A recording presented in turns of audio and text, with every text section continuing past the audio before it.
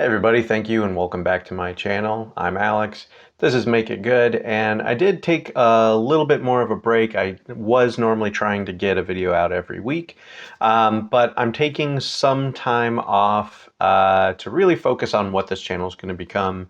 I'm in more of a creative mindset lately, so I'm doing some scripting. I'm just coming up with ideas for later and making sure to get those down somewhere. But I did promise in my last video that I would still do any of the Criterion announcements and haul videos month to month as opposed to weekly or anything like that.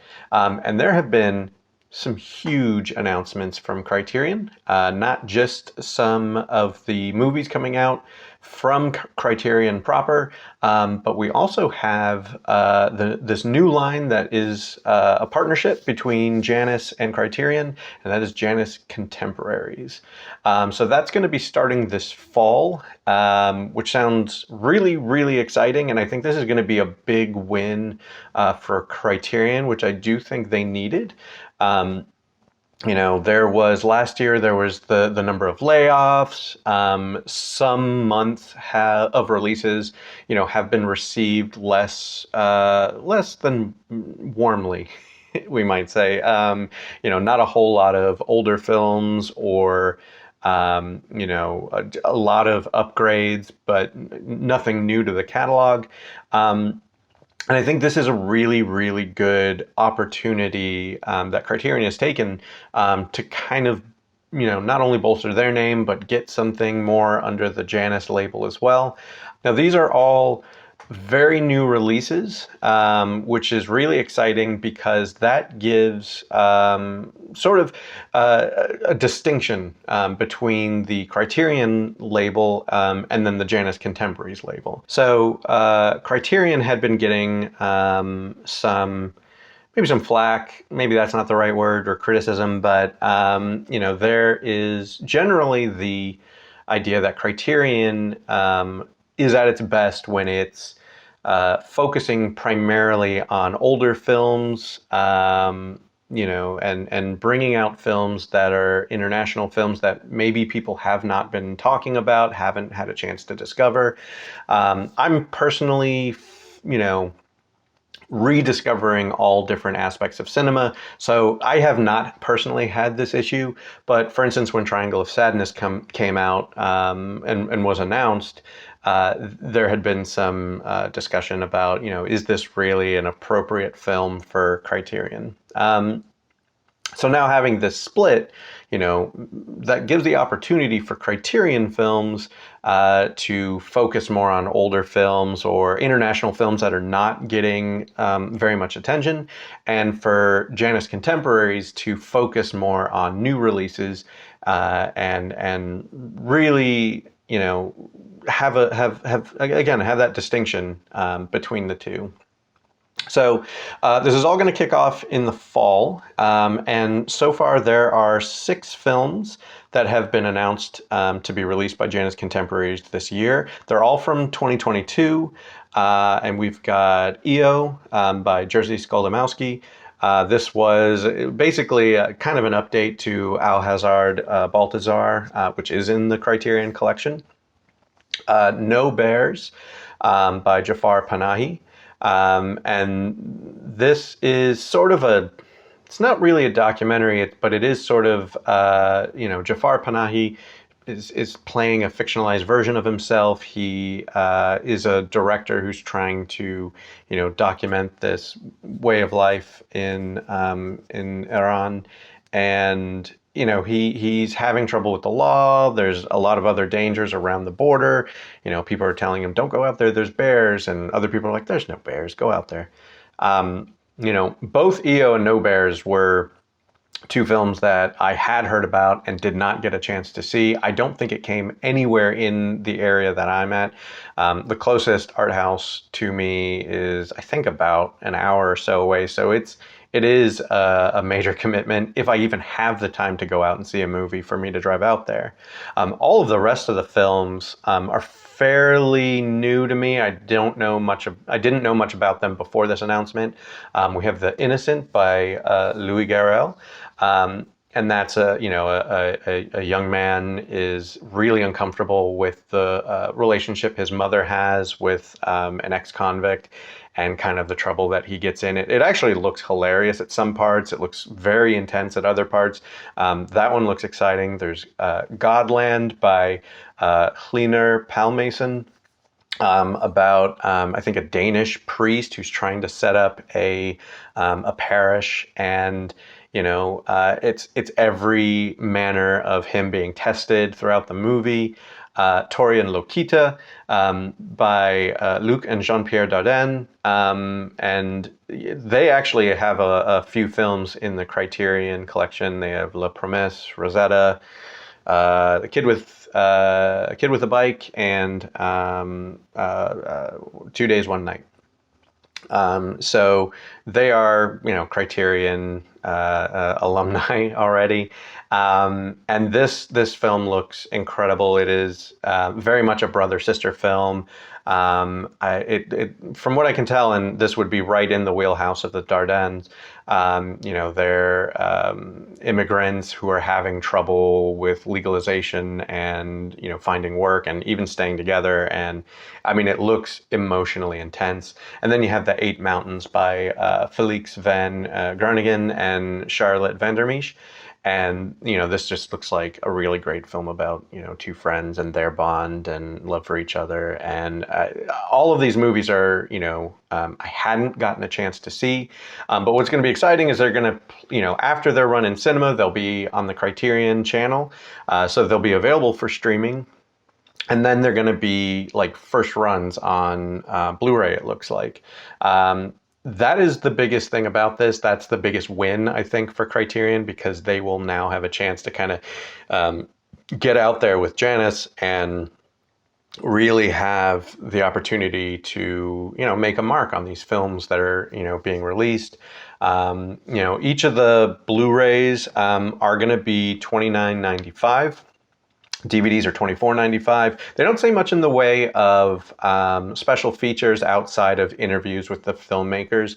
I don't necessarily think that means there won't be any other special features, but they're really just focusing on the interviews. So we'll see what that leads to in the future. Most of the rest of the article was really, talking about kind of the history of Janus and how they've, had their foot in the world of cinema.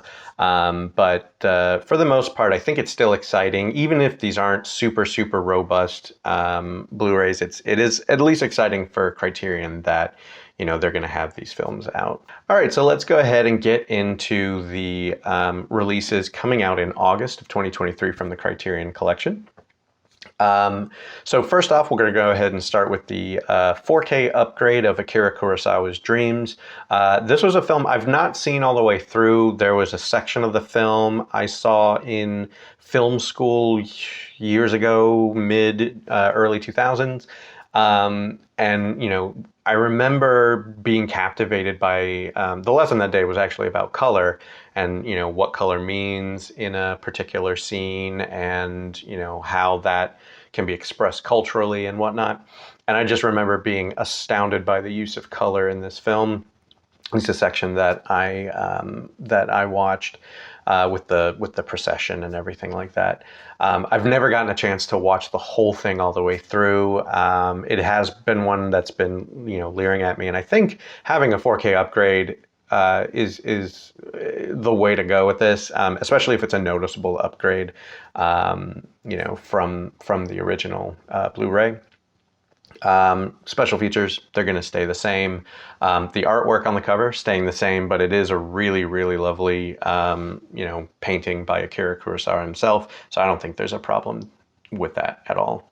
The next release coming from Criterion in August is Dim Sum, A Little Bit of Heart, which released in 1985.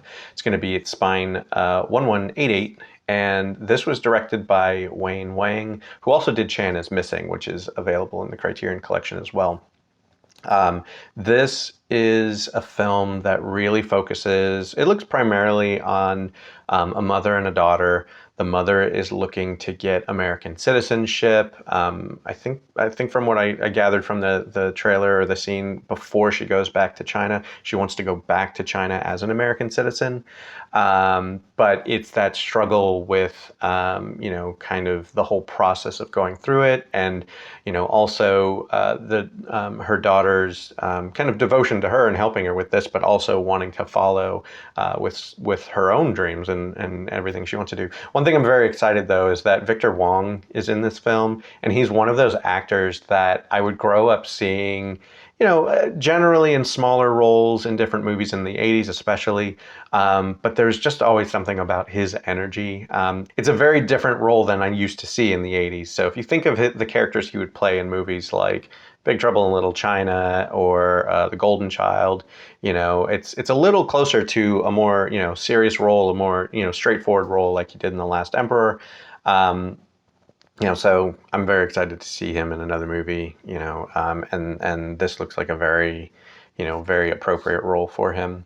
The next release after that is Spine number 1189, and that is actually going to be a collection of films by Bo Widerberg. This is Bo Widerberg's new Swedish cinema. So we've got 4 movies coming from him. So from what I gather from the website, Bo Widerberg is very much a kind of an alternate perspective with Swedish cinema than we normally think of. I think if you say Swedish cinema, you're thinking Ingmar Bergman.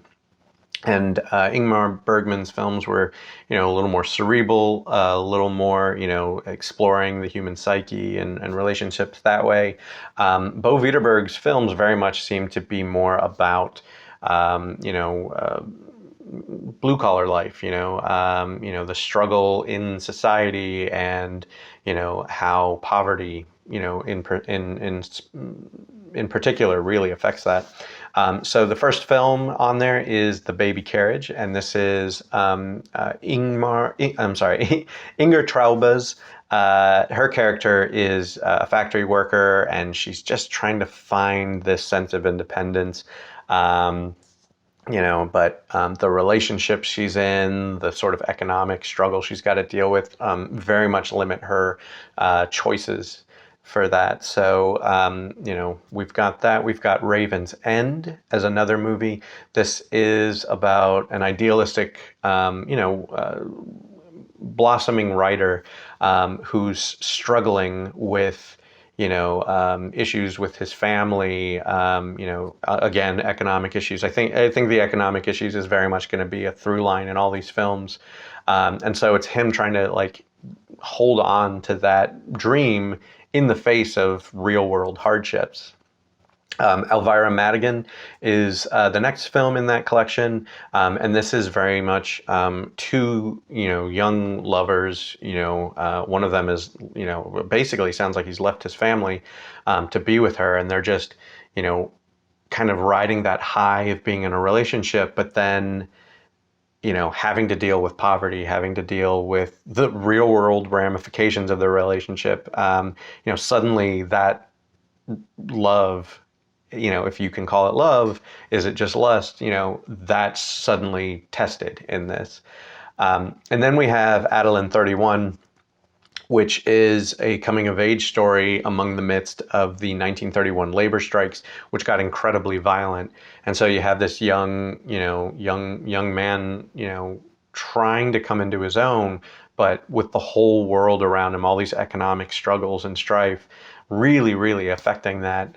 So all the films in these really, really look, pretty impactful. And I think, we're definitely, in 2023, still feeling how much that economic turmoil can really affect, where we want to take our lives, where we want to go with our lives. So I think there's a really, really poignant, but also topical box set. And then speaking of topical, we've got Dry Longo, which came out in 1998. This is going to be Spine number 1190. And this movie was directed by Colleen Smith. So This movie is all about a young woman who is seeing all of the young black men around her in her community die. She is obviously affected by all this, and she just feels like, seeing all these men, in the, I guess in the eyes of the public, are basically, nameless black men dying. And she wants to make sure that, if she can't stop them from dying, at least she can help people remember who they are. And she's doing that through a series of Polaroid photographs. So while the topic is extremely, extremely, important and relevant today, I also kind of appreciate the fact that, through a very piece of what is now considered, an old world tech. In fact, if that's 98, that's at least 25 years ago. So that's vintage tech at this point. Um, and it's a very tangible piece of memorabilia, of that's not the right word, but a very tangible piece of history, in her hands, every picture and who they are. And I mean, I remember taking Polaroids and writing something meaningful at the bottom of it, as a memory. And so this film, really jumped out at me as one of the probably more important films that could come out today, just to kind of really cement that this is not a new issue at all, through the time, but then also have it be topical at the same time. So I think this is a really strong month for Criterion, so there we go. All right, so that's a lot of the announcements that came out from on the Criterion website. We've got the Janus Contemporaries. What do you think about that? What do you think about the $30 price point when they're really only saying, we'll get the movie, but we'll also get, director interviews? Is that enough? Would you like to see more? Would you like to be guaranteed more, special features on these discs? Maybe they didn't even mention if there was going to be any essay inserts or anything like that. It would be nice to see some of these things, but what do you think about that, and how that will overall help, Criterion's image? But what do you think about the Criterion proper releases? Feel free down below. Let me know how you feel about any of these. It definitely looks like it's going to be a really good month in August. So I'm excited about a lot of these releases. So as usual, eat good food, watch good movies, take care of yourself, someone else if you can. Make it good. Take care.